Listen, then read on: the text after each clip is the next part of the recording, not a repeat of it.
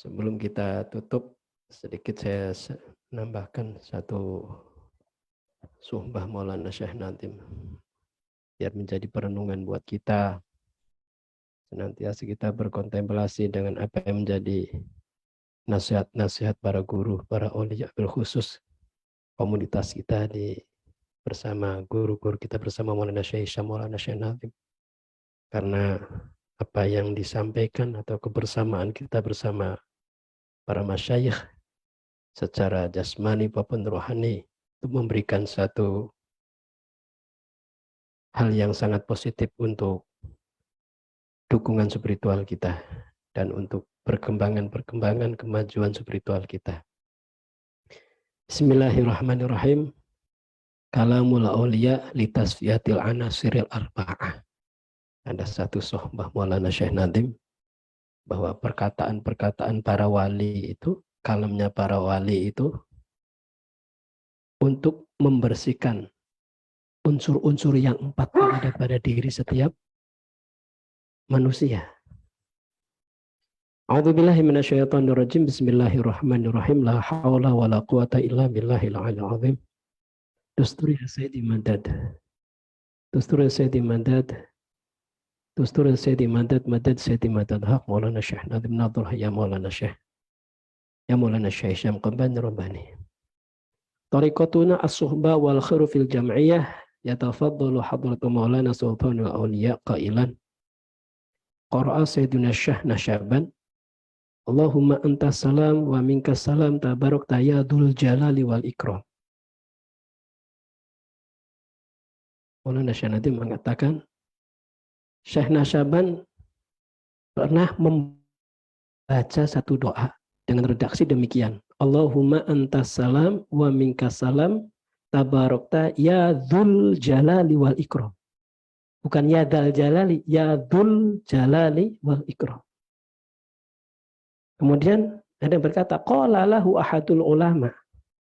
Kemudian salah satu ulama berkata, yajibu an taqula subhanaka ya dzal jalali wal ikram. Atau ya dzil jalali wal ikram.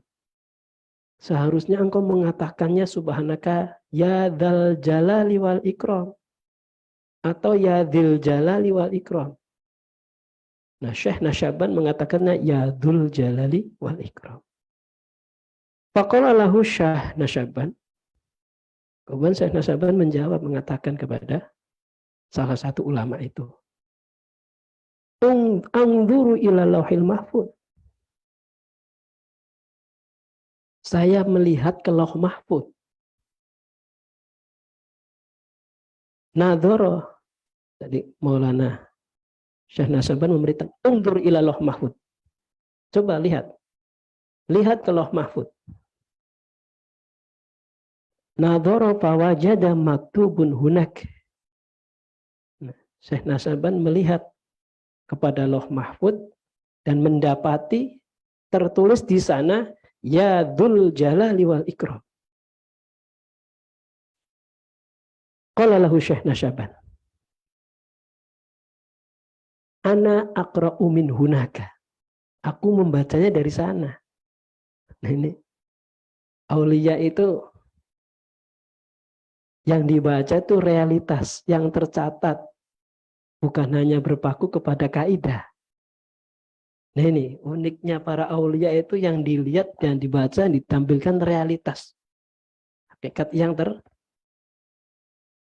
terdapat, yang ditemukan oleh para aulia. Makanya di sini kita ini ajaran salah satu pelajaran.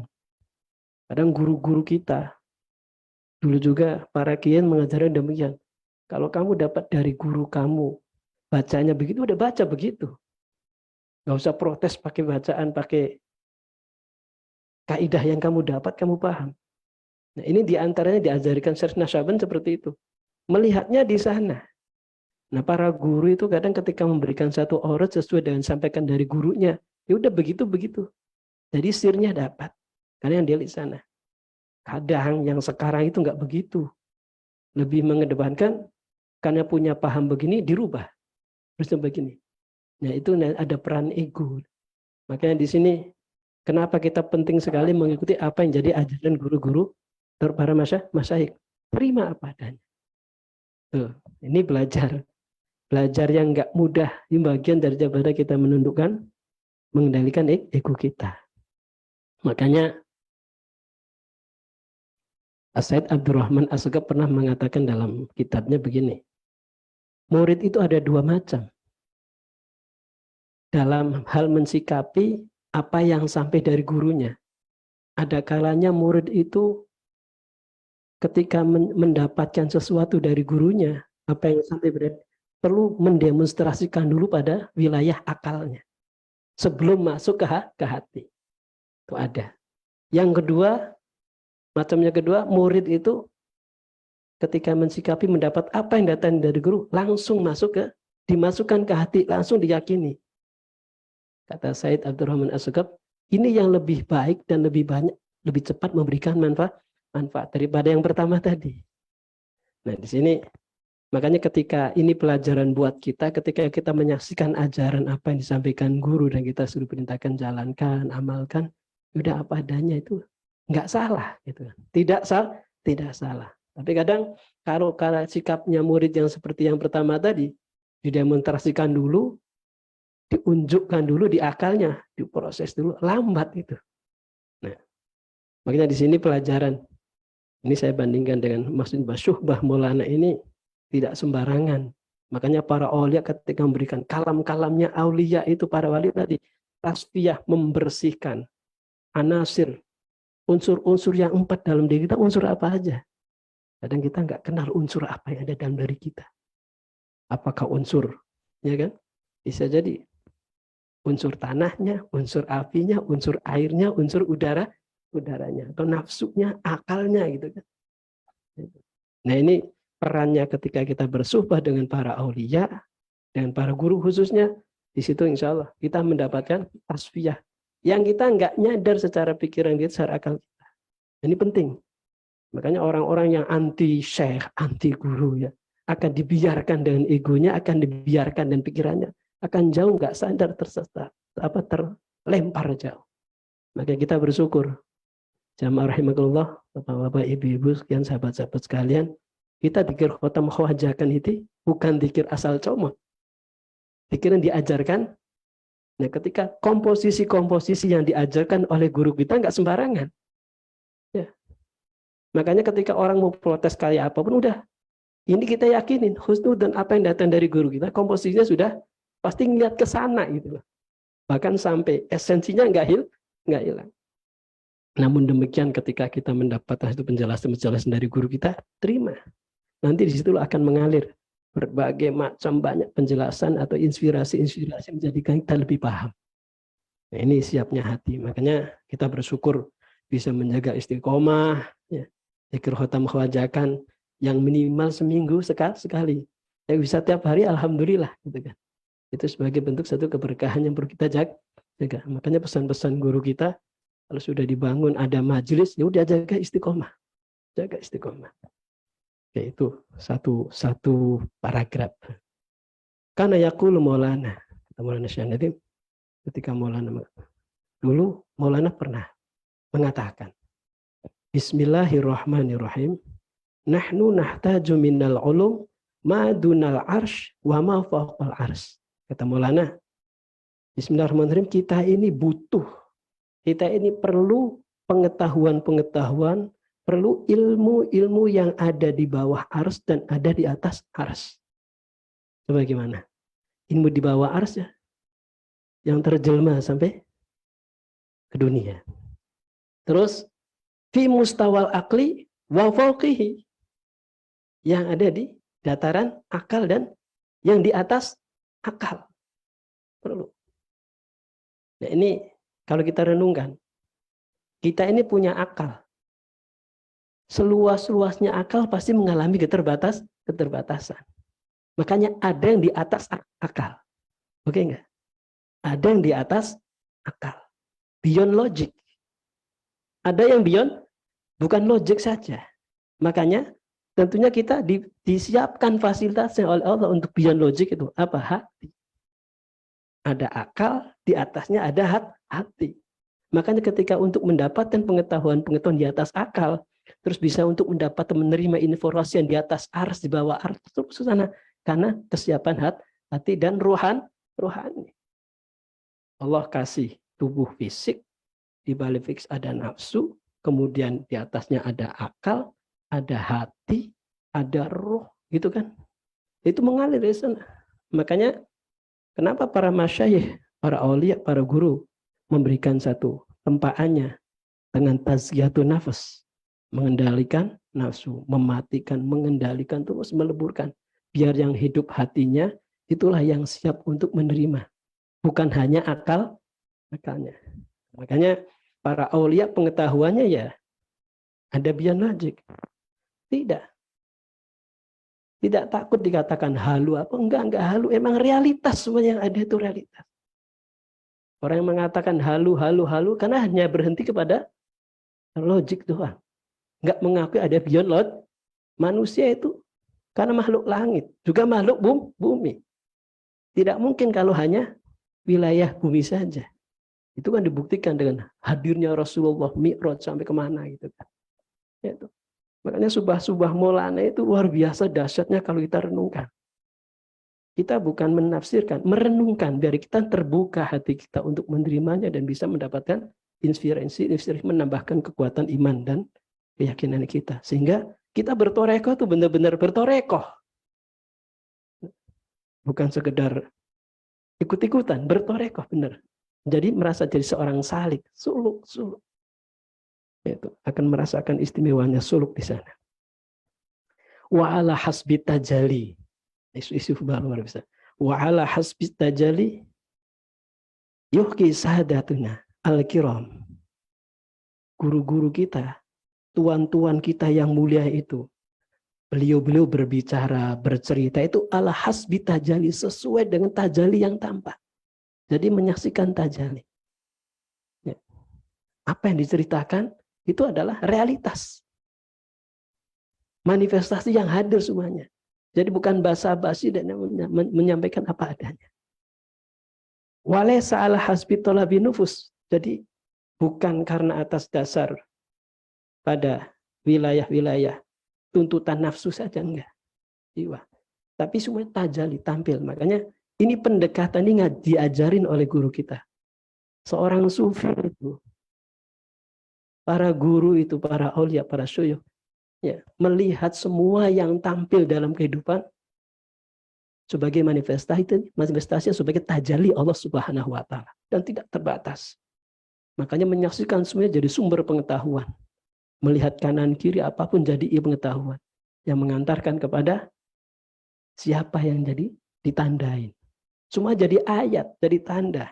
Tanda menunjukkan kepada ditandai pada Allah Subhanahu wa taala. Nah, hadirnya para masyayikh menghadirkan spiritual itu melihat fisiknya tidak hanya physically sampai kepada Allah Subhanahu wa taala.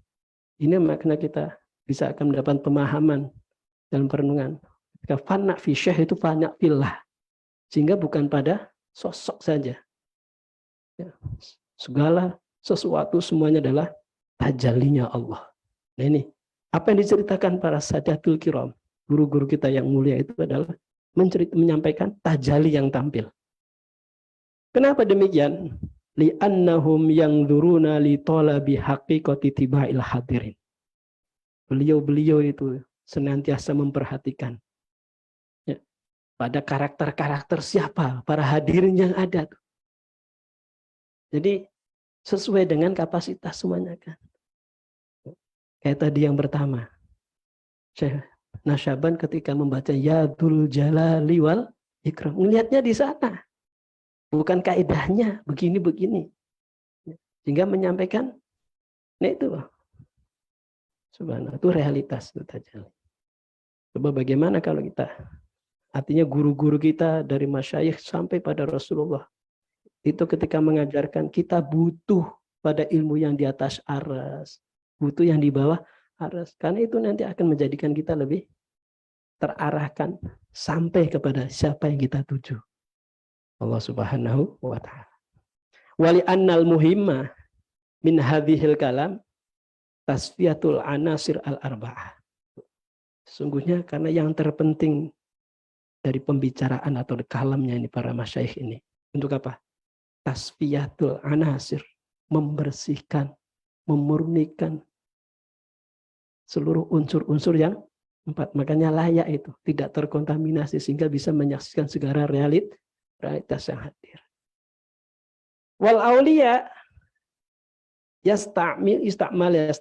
Wal auliya yasta'miluna al kalam. Jadi para aulia itu mempergunakan kalam. Fayazulu al khalal minal anasir al ba'ah. Para aulia dengan kalamnya itu akan menghilangkan celah-celah, kekosongan-kekosongan, kekurangan-kekurangan, celah-celah yang ada pada 4 unsur. Jadi isi semuanya. Minal jismi. Terus watahassal at-tasfiyah. Juga akan menghasilkan, mengantarkan kepada pembersihan. Jadi unsur anasirnya itu diisi semua. Kalam-kalamnya aulia itu akan memenuhi seluruh unsur. Jadi isinya apa? Diisi dengan kualitas-kualitas itu. Sehingga bisa menyaksikan realitas. Sifat-sifat Allah diisikan. Makanya tidak sembarangan. Makanya ketika guru-guru Maulana Syekh Hisham memerintahkan mengingat, udah duduk di hadapan Syekh, diam aja, diam. Hadirkan aja hatinya. Kita beristighfar. Disitulah dipenuhi semuanya. Maka nanti suatu saat pada masanya akan terbuka. Nah ini keikhlasan. Makanya tadi kita kembalikan. Mudah-mudahan kita ini benar-benar dikaruniai oleh Allah. Benar-benar sudah jadi ada murid dalam diri. Sebagai murid itu apa sih? Orang yang punya kehendak, keinginan menuju Allah. Sehingga ketika punya kehendak, niat, Allah akan kirimkan pembimbingnya. Nah disinilah kita harus bersyukur. Ketika kita berada dalam satu torekoh, berada bersama murid, itu yang ngirim itu Allah. Jangan merasa sok bisa mencari lah. Harus yakinin Allah yang mengirim terus. Allah yang menunjukkan jalan. Karena ketika punya kehendak itu untuk melangkah, jadi salik. Jalannya milik Allah. Yang dituju tujuannya Allah. Yang ngirimnya Allah. Mursyidnya, wakil. Bisa enggak sadar itu dibangun. Sudah masuk, udah go in terus. Istiqomah. Makanya bimbingan guru ini, ayo kita jaga istiqomah. Dan ini bagian dakwah guru kita. Dakwah Rasulullah. Kita memaknai pesan-pesan guru kita biar positif dan akan jadi nilai tambah kekuatan dalam iman kita, dalam suluk kita. Enggak ada nantinya prasangka yang bersifat prasangka buruk. Akan jadi positif semuanya. Makanya ini yang perlu kita terus bersihkan. Terus kita bersama Pak Robitoh kita, suhbah kita. Dengan beliau-beliau secara rohani, insya Allah akan memberikan dorongan juga kita untuk mendapatkan secara fisik juga jasmaninya. Nah, di antara yang kita dikir khotam bacakan kan hadir fisiknya juga. Ya enggak? Hadir fisik kan? Fisiknya hadir. Itu ke bawah keangkat dan rohani spiritual guru kita. Wa bitasfiyatil qulub tatajalla al-haqaiq ala mir'atil qalbi. Dengan terbersihkannya hati, maka realitas-realitas atau hakikat-hakikat itu bisa bertajalli, tampak di mana? Ala mir'atil qalbi.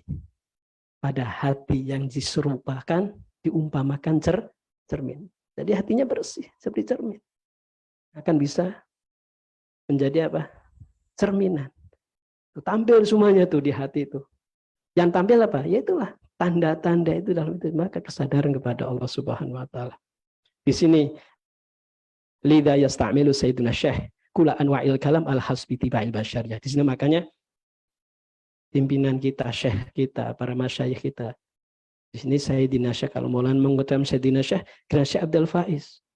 Grand Syekh memperlakukan segala macam kalamnya perkataan ala hasbi tiba'il basyariyah sesuai dengan karakter manusianya. Itu luar biasa. Kenapa? Yang menyaksikan semuanya itu tajalli yang indah dari Allah. Rubama yanzilu tahta thara li ajli ayu khalisa wahidan mawjudan hunaka. Wabillahi taufik. Al-Fatihah.